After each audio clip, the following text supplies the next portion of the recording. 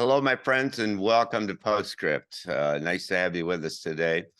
We've got an interview, a wonderful interview with an old and dear friend of ours, Kingsley Dennis, who comes to us from the UK. Hi, Kingsley. How are you? Hi, John. It's good to be back again speaking with you.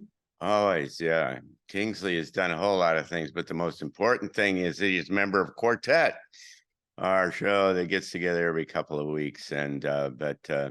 Kingsley's a writer, a full-time writer, used to live in the south of Spain. Now, had too much sun down there and moved up to back to England. And so, to each his own, I guess.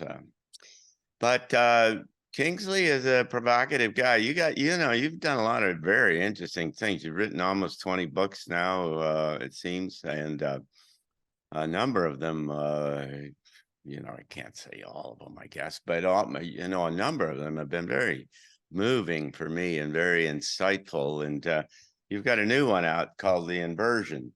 I can't read it backwards. Let me see. How we have been tricked into perceiving a false reality, the inversion.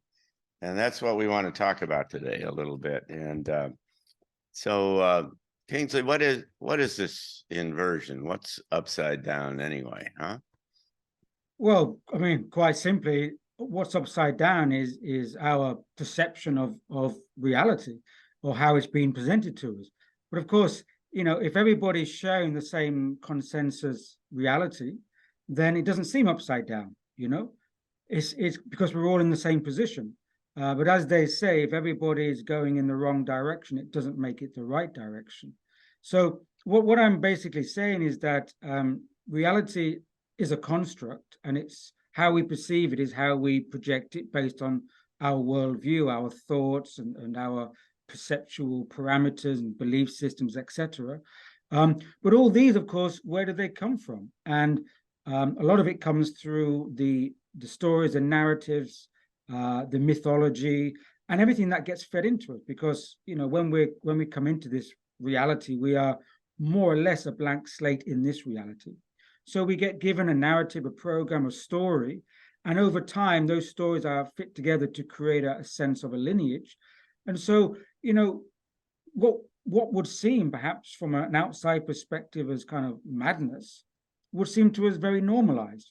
So, in a nutshell, if everyone agrees on the consensus reality, and if there's no kind of dissonance or breakdown, then we don't realize we're all in prison. Everybody's in prison. Yeah. In a sense, it's a perceptual prison, but it's only, for example, when a few people start breaking out and the crack in the egg starts to happen, and there's some cracks that come in that question it, that you think, is this really the way it is? I mean, there's so much incorrectness in the way the world is going and the way that is human nature is kind of told to us, that we have to start to break it down. And that's what the inversion is, looking at some of this breakdown. Well, Kingsley, this little book is a big book. It is, it's only about 117 or 20 pages or something like that. If you don't count the index, 140 pages long. And so it's a relatively easy read, but it's deep with big ideas.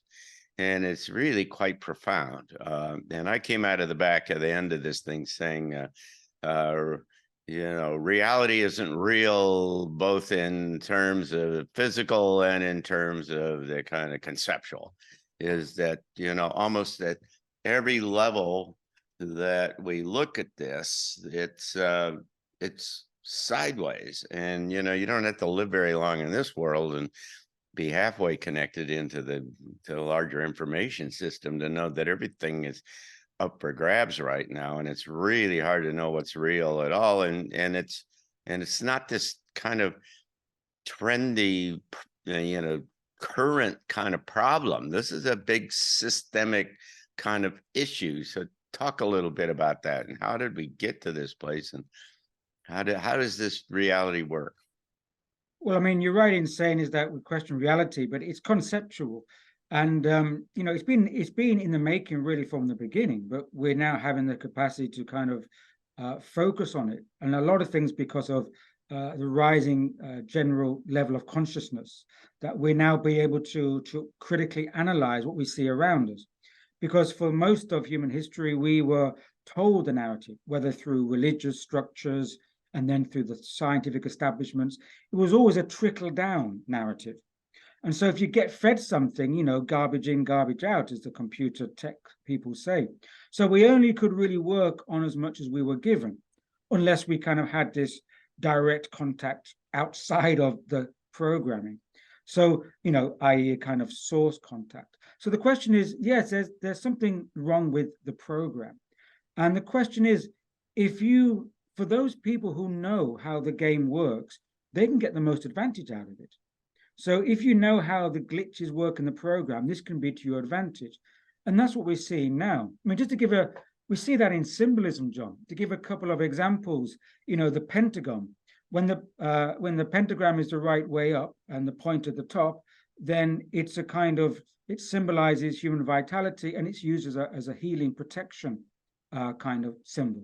And of course, it's been inverted for occult symbolism, the inverted pentagram. The same with the swastika. The swastika came from Sanskrit, meaning well-being. It represented, you know, a kind of sun sign.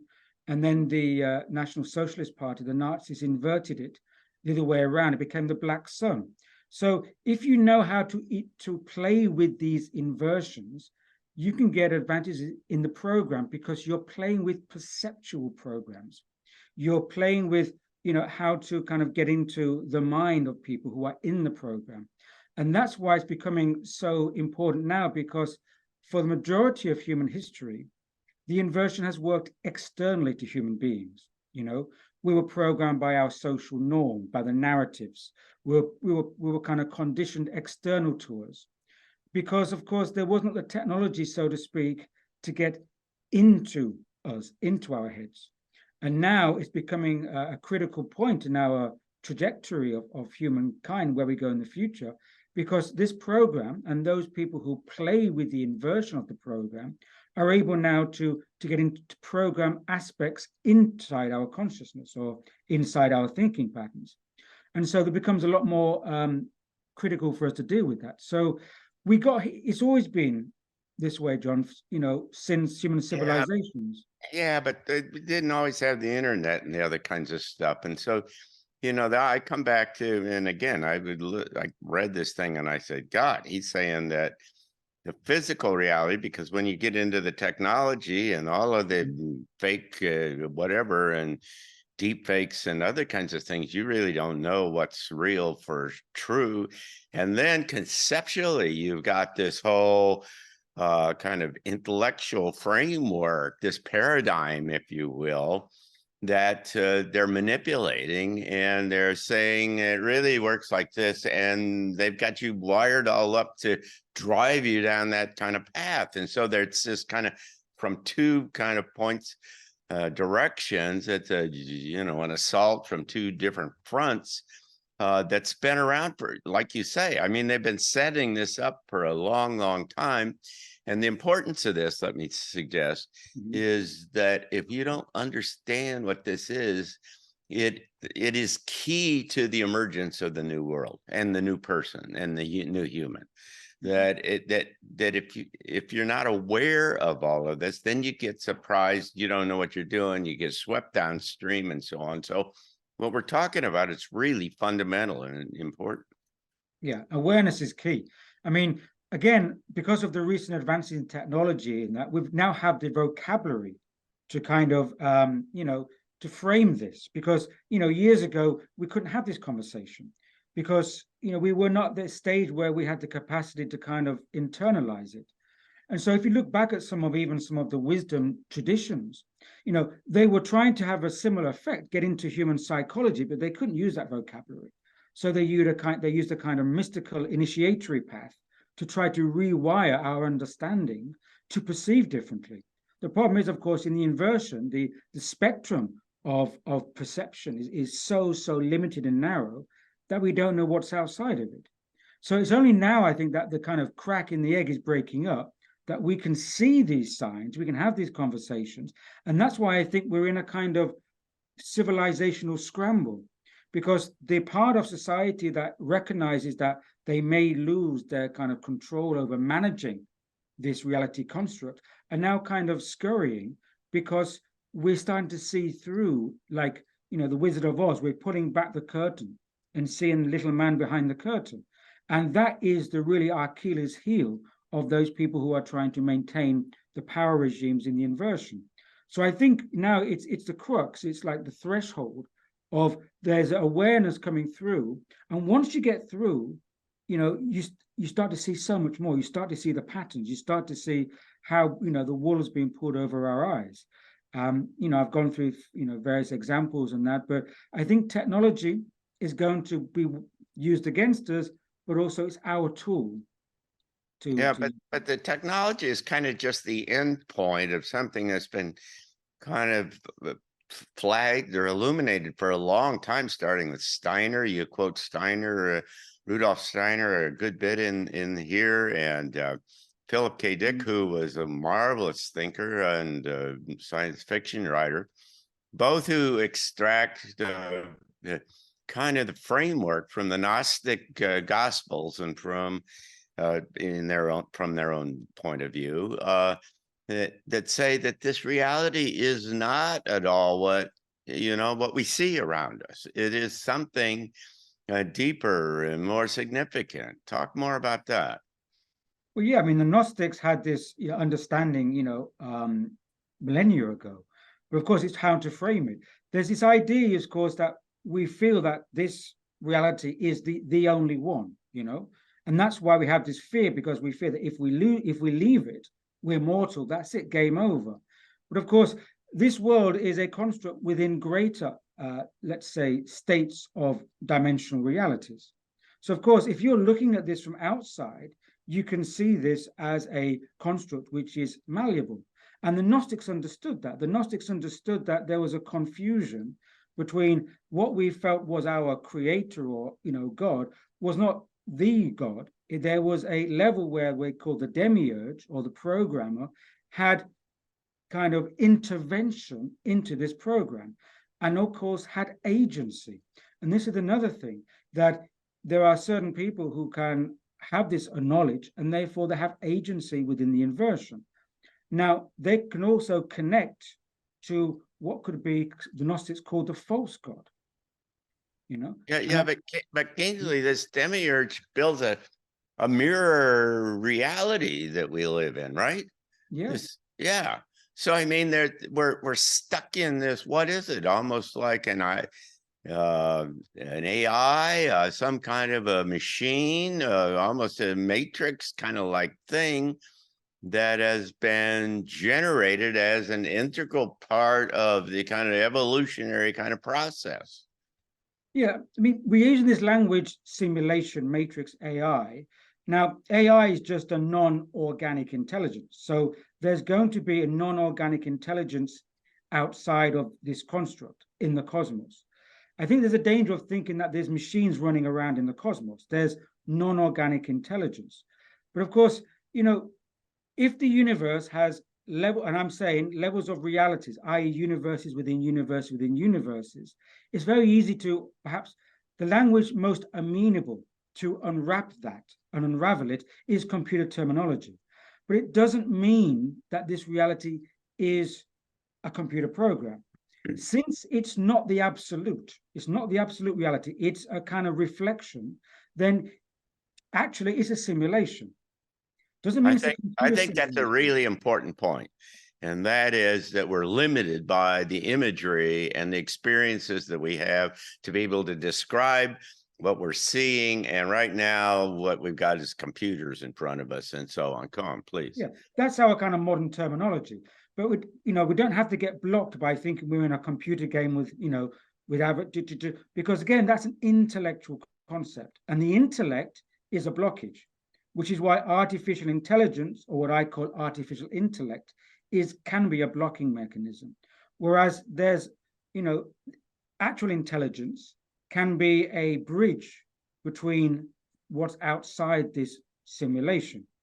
And that's why the mystics have always said the phenomenal is a bridge to the real, i.e., the kind of construction, the mirroring is a bridge to the real. Because we need to realize what's going on here to realize there's something other. The old adage, false gold exists because there's real gold. Now, if we didn't have this simulation, then we wouldn't realize that there's other realities. There's an absolute. Right. So in one sense, this unfolding of realities away from the absolute is a mechanism for the unfolding awareness of consciousness to understand itself. It needs othering. But the other side of this is that it can be corrupted to entrap us.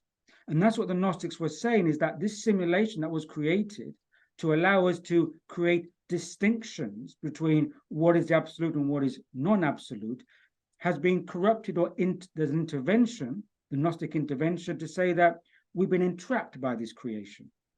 We don't know anything outside. We've been in a bubble, reality bubble. That's why if you see that famous alchemical engraving from, I think, the 16th century, it shows like the bubble with an alchemist poking its head outside the bubble. It's a famous alchemical drawing. You see, the great work, as the alchemist saw it, was to be able to do internal work, to be able to kind of step out of this perceptual prison. And so the great work now, you could be saying, is now described in a more modern, up-to-date vocabulary. But what you're saying essentially, and others have said this as well, is that it's a dream, it's a play, it's a game, it's a artificial construct. There is nothing that is absolutely real that we see or that we sense, right? Is that right? Well, yes and no, because yes, it's rather than a dream. A dream is difficult terminology because it means well, I use the word dreaming, but it means the absolute is dreaming this world. The absolute isn't dreaming, it's reflectioning. So mirroring, I think, is a good way to put it. Of course, yes, we do get hurt in this world. You cut your finger, our senses are hardwired into this reality construct. Okay. Well, it's a good game. It's really a sophisticated game. Yeah, yeah. But you see, if your senses aren't hardwired, you don't have the tools to perceive your way out of it, the exit. So you need to have the tools by being in the game, but by being in the game, you can be overwhelmed by the tools. Absolutely. And that's what's happened. We've been overwhelmed by the very resources that we were given, and certain agents who understood what was going on, they've used it to their advantage to keep the perceptual prison in place. Now, it all seems to be pointing down towards some time, and to my kind of way of thinking, 2027 to 2030 or something. There's some big event, some reset, some exogenous, I don't know, that is going to kind of, in a sense, reset the whole system in some kind of way. Does that make sense to you? It makes sense. I mean, even the indigenous wisdom have talked about these cyclic resets, and we seem to have these astrological patterning and cycles and the great precession of the equinox to kind of time stamp these cycles. So even if we are in some kind of simulation, it doesn't mean that what's out there is a kind of map, a navigatory map. I'm very suspicious about what's there in the universe, because we only know what's being told back to us through these institutions. So it seems like there's certain cycles where physically there's a kind of resetting on the planet, but also it could be a different resetting. It could be a resetting of conscious awareness, of evolutionary stages. And so it does tie in. But then again, this whole theme of cyclic resets has now been also hijacked by a whole swath of people talking about in all different ways, like 2012, the Mayan calendar. So we have to be careful. But, I do feel that there are evolutionary stages, and these can be confirmed as cyclic moments, cyclic thresholds. And So, yeah, go ahead. So what's really real? I mean, is food real? I mean, I mean, it seems like it, like everything else seems real. What's your sense? Is it all projected like, what Philip Dick suggests is that this is a projected reality from an artifact, i.e. a Luciferian kind of uh, entity? What's real? Well, real, John, is relative. Say again? Real is relative. Yeah. Okay? So what is So, real? I mean, what is real? Well, this reality is real for us. If we get damaged, if we get injured, or you cut yourself, it hurts. This is real for us, but it's only relative to our senses and physical location. We are a pinpoint within a physical location, but we could say our spirit is not in this physical body soul only. It's been projected in. But of course, how our whole construct is hardwired to react and respond to this reality.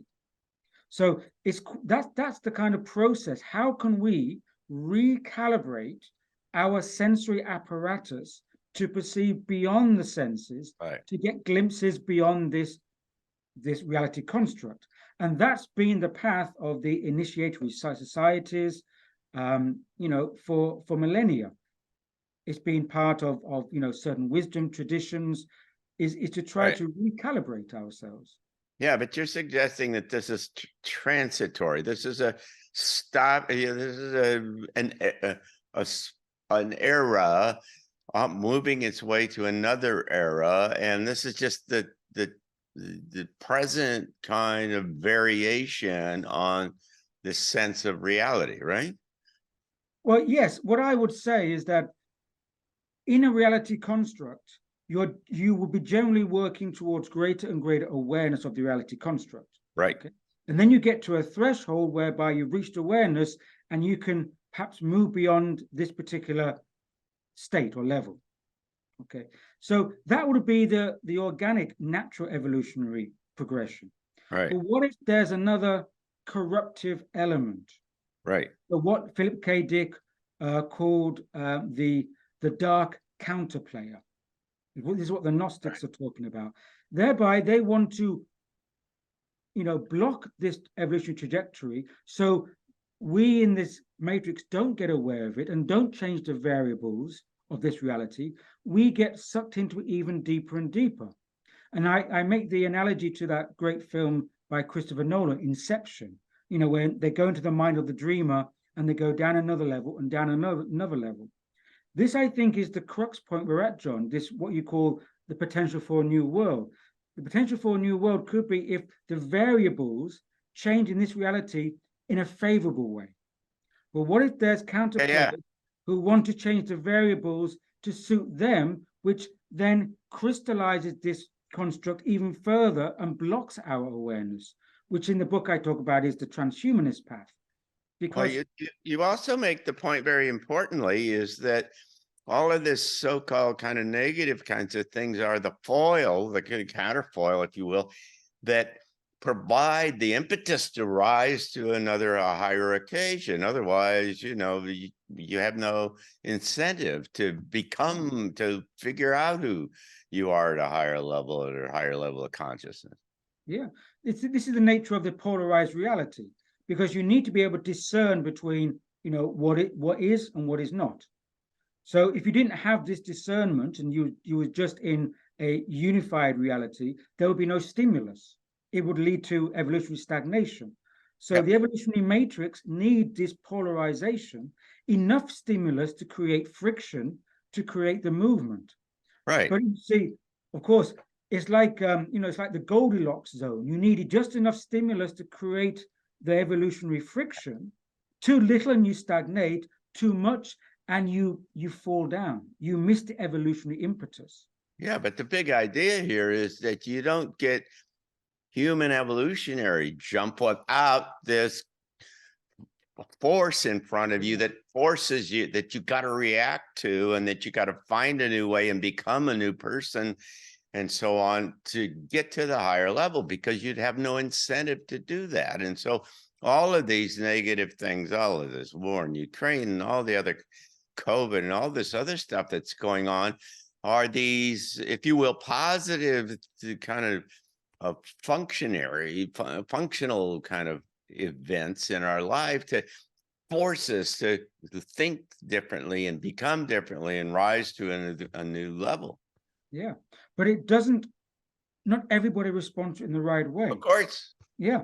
So, and you can get certain players who want to increase the counter forces and kind of pull more people back. It's like the old biblical, analogy where, Satan says to God, I can, take the people away and deceive them. And God says, I don't think you can, but, if you can, try it. So there's this kind of, that kind of, it's an analogy for these forces. And so the moment, though, is that these forces, when we get to these tipping points, and as I feel we're going to now, and you are fully aware, the forces become so much more, present, so Explicit, much more, yeah, explicit, overwhelming, and they can be utilized to actually be amplified. And so I feel we're going for that amplification right now. Now, if we can respond to it in the right way, it can wake us up. So how many people were woken by 9/11? How many people were woken in the last 2 or 3 years, being what's going on? A lot of people. So it is having a positive effect. But at the same time, the energy is, as the energy bifurcates between where we need to go and where we've been negatively pulled towards, that energy is getting so kind of dense, it's coagulating, and it's pulling people in. And that's why we need to have these conversations, because we are at this point where we can split or be pulled into the wrong direction. Right. Yeah. Well, I want you to talk a little bit about the fact that the reality, not only is the reality not what it seems to be in kind of explicit or physical kind of terms, influenced by technology and all these kinds of things that are trying to drive us down that path. But there's almost another layer that has all kinds of entities and intelligence that are playing in here that are, concatenated, maybe they're interspersed or some other kind of thing. But I mean, there is another reality, is an integral part of this whole kind of transitional process. And I would argue, from reading your book at least, is that that's an important understanding to be able to work our way through into toward this new humanity and new world. Yeah, and this is the level which takes us down like another rabbit hole, but I think it's important.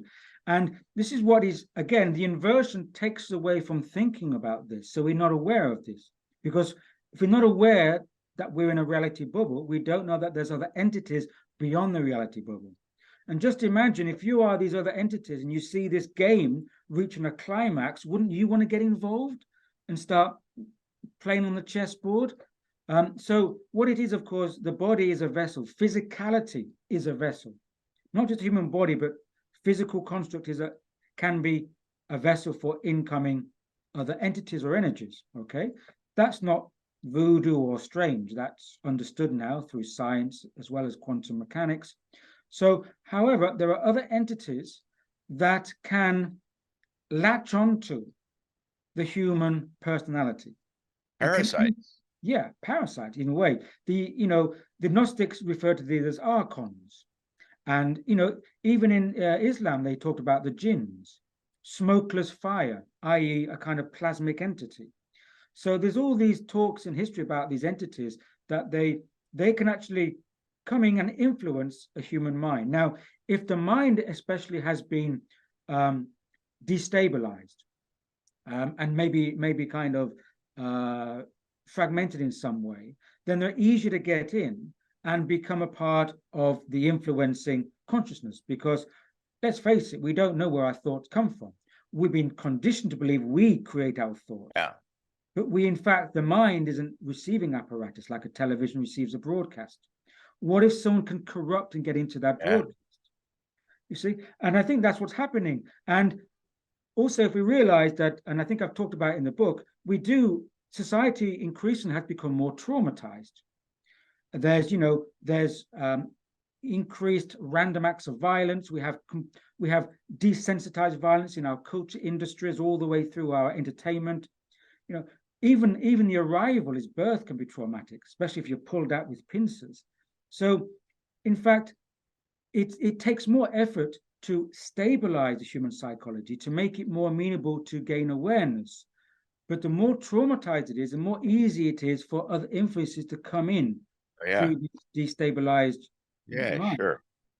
That's why that's why subliminals are so effective. That's why, subconscious advertising is so effective. They get into our minds, and so do other entities. So it could be, John, just to finish here, I know I'm talking a lot. It's an interesting subject. That's why I got you. There could be people in positions of authority that are being unduly influenced by forces they may or may not be conscious of. No, I'd make the case from personal experience to say that's absolutely the truth, and that there are the kind of levels of input into this that are non-standard, non-conventional, that are very powerful and influence us all. Let me just remind everybody that we're talking about the Inversion, which is Dr. Kingsley Dennis's new book. And Kingsley, it's wonderful to have you here to talk about all of this. It's almost as though there is again, I think that we're coming to a head. There's some kind of an incoming crisis that is driving this thing, and it is all kind of getting shriller and shriller, almost in energetic terms, and it's likely to do that increasingly in the next months and years, don't you think? Yeah, for sure. And I think technology is a part of that, and it probably connects with Steiner. Over 100 years ago, Rudolf Steiner, the Austrian mystic clairvoyant, he said, be careful that the future human society is not predicated or predominantly based on electricity and technology. This is a very interesting discussion. So talk about this, because I'm an electrical engineer, and you're messing with my whole framework here. Well, if you're electrical engineer, you'll all know about rewiring then. I know. Go ahead. Steiner was talking about these forces, these counter forces. He called them Ahrimanic, based on a Persian mythology, but counter forces, let's say. Well, explain that Ahrimanic and Luciferian thing quickly, so people know what we're talking about. Well, in Steiner's cosmology, he had a kind of trilogy. He had Christ and Lucifer and Steiner and Ahriman. He was saying, of course, that the Luciferic energies were kind of stimulating human imagination and the flair to create. But of course, if they got ahead of their time, humanity would be creating things that would be destructive for itself. So it had to be in check. And then, of course, you had this Christ impulse, which was the evolutionary impulse to bring up humanity on the planet.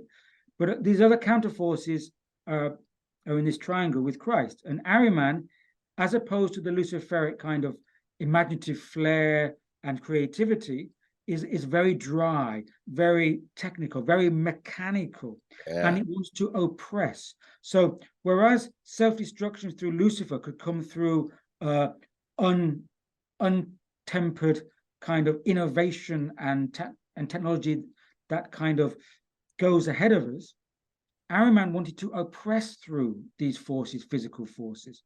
And his medium was the over-materialization of this reality construct. So in two ways. One would be that a over-mechanicalization would oppress the human body and therefore block the body from receiving spirit, or what we would call inputs from outside the matrix. But it's not just mechanical. The thread through this is electrical, right? Yeah, I'll get to that. Yeah. Okay, good. So on the hardware part, this mechanicalness would block the signal, like blocking the antenna on a television. You can't receive the broadcast from outside. So that's the hardware. The software was through electricity, because Steiner said that this natural organic evolution is fed through natural light. So this matrix solar system has the sun as its like engine, giving plasma and energy and coming through what we know as natural light. And of course, all life on the planet is from the sun. Without the sun, we wouldn't have life on this planet, including ourselves, as we are. But he said electricity is artificial light, and he called it subnature. It exists in a subnatural vibration. So you have natural light in this frequency, electricity as subnatural in this frequency. And if electricity is feeding an architecture, i.e. a machinic architecture, certain forces or entities that adhere to this lower frequency would be able to use machinery as their body. So our spirit uses carbon-based organic human body fed by the sun. Other entities could use a mechanical body fed by sublight electricity. So you see there's two kind of evolutionary species now in contention on the planet. One, the human one fed by light and carbon with an access to source from outside this matrix, a mechanical body intelligence fed by some entities coming in from outside through, subnatural frequencies. So it's perhaps no coincidence, John, that we now have this war on carbon going on across the planet, which could tie into this. Yeah. So at this threshold, if we don't get this new world coming in through the organic evolutionary path, then we could see this planet being terraformed for a new mechanical type species evolution. Yeah, it's an interesting idea. It occurs to me, though, that I'm a kind of a fan of the electric universe kind of notion that says everything in the universe is kind of electrical at one level. And so if you, and there are a lot of indications to suggest that the sun, for instance, is that the intersection of two very large kind of what they call them Birkeland currents, connection of rivers of electricity that flow in space. The interesting kind of difference, it seems, is that what they produce is a light. They produce what essentially is in this spectrum, quite a different kind of form of energy, light, than when you get down into the lower frequencies, which then start to get you into this raspy aspect of radio waves and energy waves and other kinds of things. And then, of course, when you get down, and that would be concurrent then with the whole notion of the frequency of humans kind of taking on the characteristics of whatever the level of frequency is that kind of move you, as you move higher, you get away from the kind of everyday electric kind of utilities, all that run. I can tell you that they all, there's nothing smooth and organic about the way electricity works in our lives. And that's a good point, because not all electricity is the same. There are different frequencies of electricity. I mean, the human body is a bioelectric organism. Sure. But it's light. But it's light. And that's the point, kind of, is that it's an analog and it's not digital stuff. All of this new stuff is all digital, which is got all this breaking up and yeah, because the human body, the cellular body our DNA gives off biophotons, photonic light, and that's how our cells in the body can communicate as a unified field, because they're in a biophotonic light field. You see, as you say, it's not this kind of split up binaries of mechanical electricity. So as a biological electrical body, we can be kind of swayed to entrain, that's a kind of engineering term, entrain to a particular frequencies. So we could be entrained to these lower subnatural electrical frequencies. And that's the transhumanist path, because if we kind of start to take on implants and morph with these technologies, they're going to affect with the bioelectrical field of the human body. And of course, the electric universe theory ties very, very well with, I also advise you to look at Robert Temple's A New Science of Heaven with his bioplasma theory of the universe, that, bioplasma, he says, is 99% of the known universe, which kind of is a form of electricity. Yeah. It's a different frequency of electricity. Yeah, it is. Yeah. Yeah, So well, there's another quick point to be made here, and that is that nature is not digital. mhm, Nature is analog, and so there is a fundamental kind of different kind of electrical, if you will, potential, however you want to call it. But the character, the trees are not digital. My garden is not digital. Or the sun is not digital. All of this is artificial, what's being generated here, and what it's trying to do is subsume humanity into that artificial construct. yeah, it's a kind of interventionist frequency, put it Yeah, that way. And you starting from the earlier question, what is reality? Well, it's a certain frequency construct. And going back to Nikola Tesla, he's famously said, if you want to understand the secrets of the universe, think in terms of energy, frequency, and vibration. So evolution works through a kind of step gradation of frequencies. But of course, if we get intervention that then wants to kind of lower the frequencies, then we're going to be pulled in a completely, as you say, artificial direction. We can feel these denser yeah, frequencies yeah. Well, why tangibly. why would they want to do that, Kingsley? What do you think is the purpose, other than what we've talked about is to provide this opportunity for us to rise to the occasion? Well, I mean, is there anything else going on here? Well, we can't say for sure because that's the $64 million question.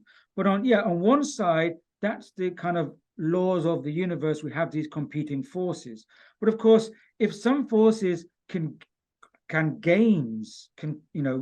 win and get some gains in this game, they will do so. So if potentially, if some forces manage to get the upper hand in this evolutionary, let's say, scenario, then they keep this planet and this reality construct at this state, and therefore they get management of it. Yeah, but Dick and others say, they're just playing their role. They're really not bad guys or good guys for that matter. They're doing what they're kind of programmed or what they've been told to do or something like that. And the big trick is, how do we as humans respond to this kind of environment, right? Yeah, by changing the variables. Interestingly, if you go further into Philip K. Dick, he's in his cosmology, he was saying that he had residual memory of a different reality construct before this one. And he said it was a great tyranny. And he named it the Black Iron Prison. It was that dark. But he said he has a memory that humans fought against this and they managed to change the variables and it changed the reality construct to what we have now. But humanity has no memory of that because the memory is wiped. But he has a memory. This is only Dick's cosmology. And he says this is still not our legitimate reality. It's still being hijacked. We need to kind of change the variables again. So this is perhaps the kind of resetting, is to change the variables to get this new world reality into place, because we're still under a kind of tyranny. It's not a black iron prison, it's a perceptual prison. And so we still haven't yet changed the variables. So we still got work to do. How do we do it? More people waking up, more people being aware, and perhaps being receptive to other influences coming in that can help to kind of recalibrate and rewire us to expand our perception set. So let's talk about that. We've got about 10 minutes left here or so. What is this kind of way out of this situation for us as individuals? What is this process, this evolutionary jump about? How does this kind of work? Well, in this cosmological framework, this reality will be a mirror reality from the absolute.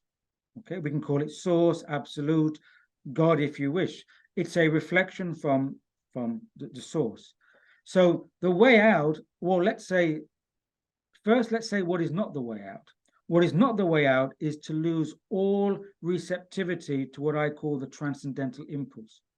If we have no memory or no awareness or no contact with the metaphysical impulses or transcendental impulses, then boom, we're locked in. We're locked into the groove because we don't have any access to something outside. we cannot pull ourselves up by our own bootstraps, as that analogy goes. We need something from outside this reality construct to come in to help us to change it. So first off, we need to increase our awareness that we are connected to a source, an absolute, a transcendental connection. And we need to nurture that. We need it to grow, because once that grows inside of us, that can then kind of recalibrate us from within. So that's really essential, that we don't lose this sacredness of the human life, the human being, and always that connection. And the more that we go ahead. The more that we can receive that and react to it, the more we're kind of grounding it into this reality. The more that we can connect with something outside of us, these beneficial influences, these transcendental impulses, they can start to come into kind of merge with the physicality and kind of change the program. Well, you talked earlier about expanding awareness, and that's what this is at the center of this, it seems to me.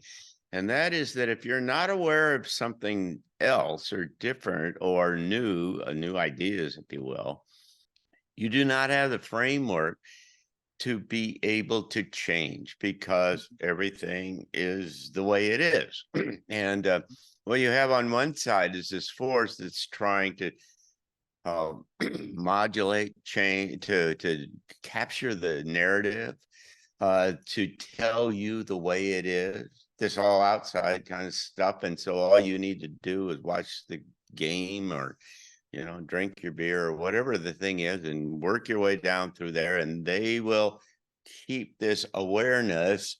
They will build this sense of awareness that is essentially about control going down there. The other side, which is what we're talking about here, is all about this expanded personal awareness about who we are and how the larger reality works.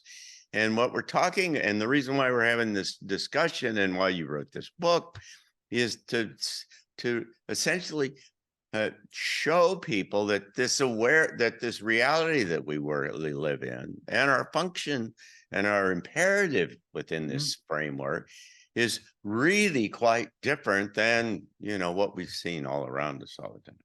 Yeah, it's fundamental, because unless we're aware of that, we can't change the variables. That's right. Yeah. Now, I mean, even quantum physics says that, is that if we're aware of, an observer effect, then we know that this other element, this other variable is changing because it's being observed. The program can change if it knows that that we're aware of this connection to the variables. That's why I also talk in the book, John, about be careful of false exits. Right. I use that kind of imagery of, if you, in big buildings and institutions, you have this revolving door, and if you go out the revolving door, if you're not quick enough or you're half asleep, you come back into the building through the revolving door, And I think that's happening to a lot of us, is that we have these kind of pseudo kind of awareness anomalies. Now, going back to another kind of connection, in the Matrix film, Matrix #2, when Neo meets the architect, who's a kind of Freud lookalike, no coincidence there.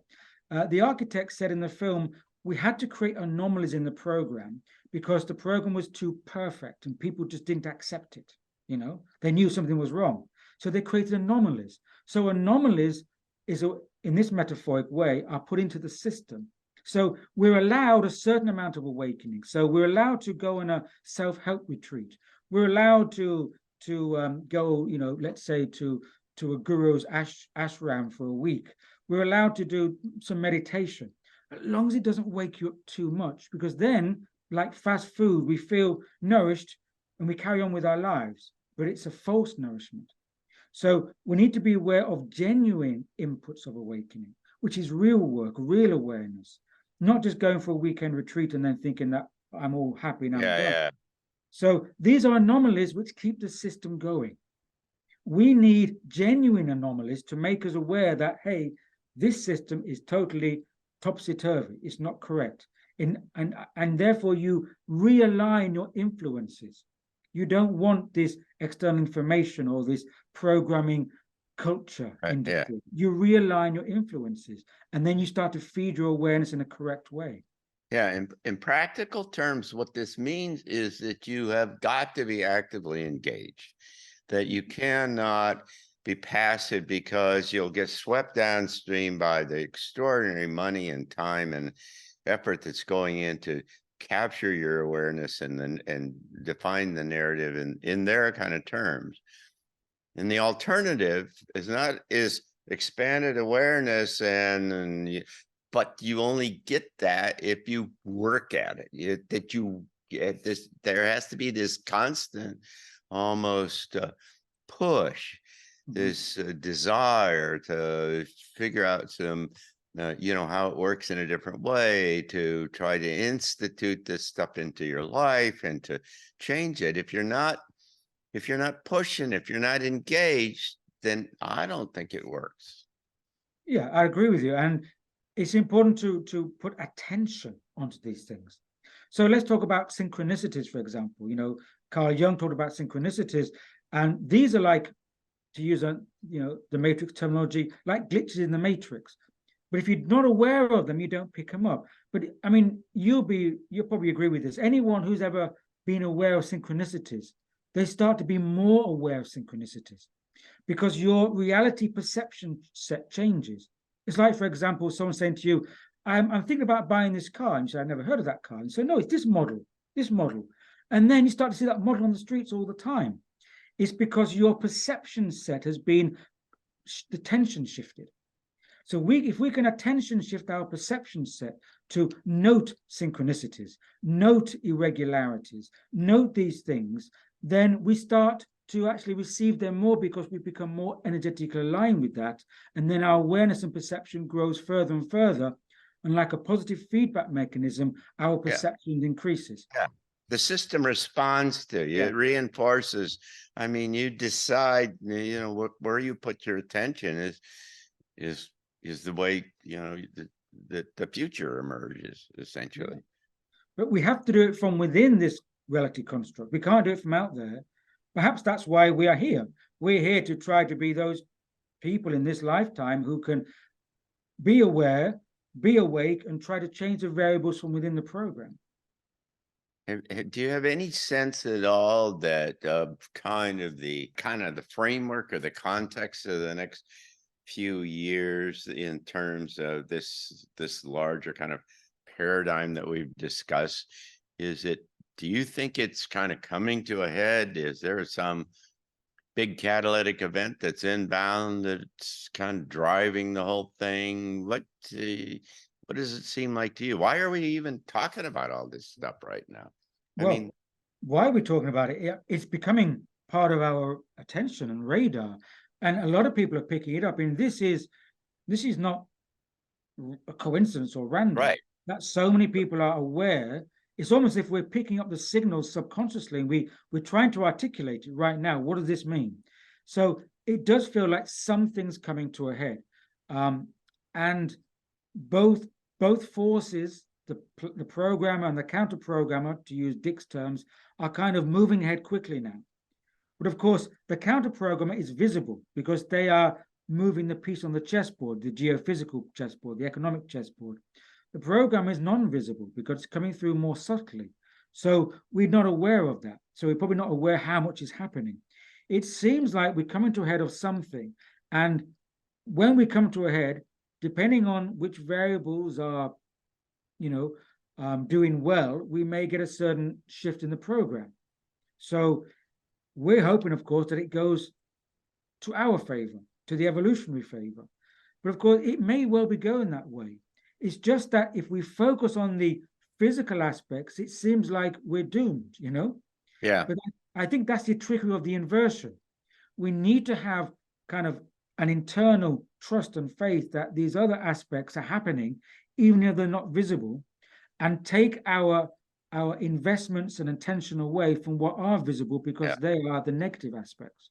Yeah, I agree. So what does Steiner and Philip K. Dick say about what's at the end of all of this?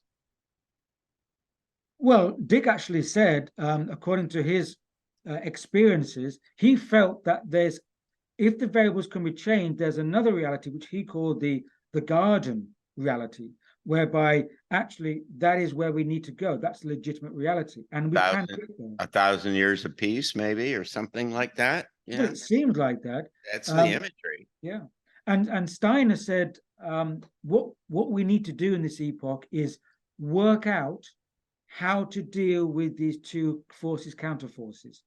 If we can't figure out how to work on these counter forces to create a third force, like the thesis antithesis resolution, if we can't figure out how to create the resolution, we're going to get sucked into the play of these forces.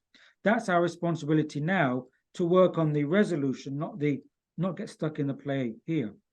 Yeah, But but he didn't give a timeline. He didn't give a timeline. yeah, He but did what say you, in this millennium it would be playing out. yeah, Yeah. but what you say so effectively in this book is that as you shed light and awareness about all of these other forces, as particularly the ones that we would characterize as negative or the ones that are problematic, they it eliminates them. It is that the antidote to all of these kind of efforts to manipulate our reality and everything. The antidote is awareness of what it is, and in so doing, then it goes away. Is that right? Well, I mean, I'm quoting the Gospel of Philip there. The Gnostic Gospel of Philip said that, if you are aware of these darker aspects, you diminish them. If you act on your awareness, you dissolve them. So yes, first be aware of them and then act on your awareness, and it will kind of dissolve their influence. Because if we're aware of them and we're not aligned into their vibratory resonance, then we move away from that frequency. So Yeah. if we invest in a frequency, we strengthen it. If we take our energy away from the frequency and there's enough energy retraction, that frequency will become less and less and less, and the other frequency will become the dominant one, and therefore the reality construct can shift. Right. Yeah. And that's the argument for engagement. In practical terms, it says that if you just say everything's going to be all right and it'll work out in the end and all that kind of stuff, you is likely or not going to get swept downstream by the major kind of effort that are going on to manipulate that narrative and carry you off into that other kind of place. But this engagement expands this awareness, gives us these options, gives us the ideas, engages the other kind of positive forces that are in play to generate ideas. As you say, where do ideas come from? They can, however it works. They come as a function of what your attention is and what your desire is and where you want to go. And so that's kind of the bottom line, it seems to me. Yeah, I would call it perceptual engagement. That's why we're having these conversations. We are engaging in frequency communication. But of course, I would not advocate physical engagement, i.e. attacking the system. Right, because right. anything you attack, no, I don't mean you that. you then engage with that vibratory frequency. But perceptual awareness allows for disengagement from the frequency. That's right. So we need to have these conversations. Yeah, we can't just hide in the closet and say, this is too dark for me, because, that's another tactic from the system. It's a false exit. You go too far into a false light, but of course, you're denying that light is a reflection of the darkness. The point I'm just making is there's an alternative to being passive. Somehow you have to, you don't want to fight the system. I promise you, they got a whole lot more resources and capabilities than we do. And so it's almost this kind of guerrilla warfare kind of thing that go off on our own and build a new world that they don't worry about. In any case, it's. But this is the correct way, in my understanding, of dealing with this polarity. It's like this thesis antithesis resolution. You understand both polarities. You're aware of them. You've kind of been engaged in them, and then you choose your kind of path, and then you move away from the polarity and create an alternative. All right. Well, we're out of time. We've been talking a delightful conversation with Dr. Kingsley Dennis, who comes to us this morning from England, where he holds forth. And his new book is called The Inversion. Again, again, I can't read it backward. Yeah. That's the How we have inversion, been John. how we've been tricked into perceiving a false reality. This is a powerful, important, seminal book, I believe. Kingsley, you got a wonderful way of kind of distilling things into, and you've done it in a number of other books in the past that really is very, very helpful in trying to look forward. And so we highly recommend it. And thanks for coming and being with us here on Postscript this morning. We appreciate it. Pleasure, John, and thanks for always allowing me this conversation. Yeah, take care.